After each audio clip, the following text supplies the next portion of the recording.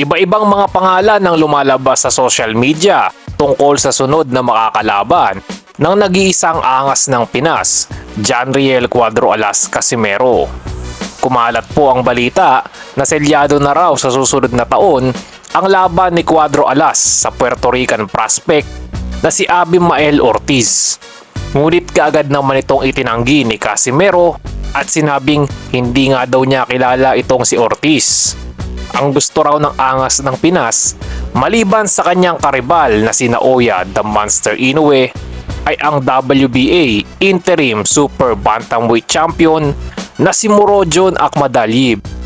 Maliban kay Casimero na halos ilang taon nang hinahamon si Inoue, ay si Akhmadaliev na siguro ang ikalawa sa madalas na mag-call out sa halimaw ng Japan. Umabot pa nga yan sa banta ng kampo ni Akhmadaliev na idadaan na raw nila sa legal na proseso para lang labanan sila ni Inoue. Mandatory challenger kasi sa World Boxing Association si Akhmadaliev at sila na dapat ang isunod ni Inoue. Ngunit pinili nga nila si Goodman at tila ba wala talaga silang balak labanan ang dati nang tinalo ni Tapales. Yan din ang paulit-ulit na dahilan ni Inoue kaya't wala na daw siyang interes na labanan si Akhmadaliev. Bilang parehong humahabol kay Inoue, ay mukhang maganda rin na maglaban muna si Casimero at Akhmadaliev, lalo na't kung manalo si Cuadro Alas ay mas malakas ang pag-asa niya na matapat sa matagal nang inaasam na laban sa undisputed Super Bantamweight Champion. Mukhang pumapasok din ulit sa eksena si Marlon Tapales dahil sa kanyang latest post ay pinaalala niya kay Akhmadaliev kung sino ang nagbigay ng kaisa-isang talo niya. Interesado yata ulit si Tapales na labanan si Akhmadaliev. Unti-unti na namang umaarangkada si former interim bantamweight champion Raymart the Assassin Gaballo matapos magwagi kagabi kontra sa kapwa Pinoy na si James Pagaling sa boxing event ng Sanman Promotions.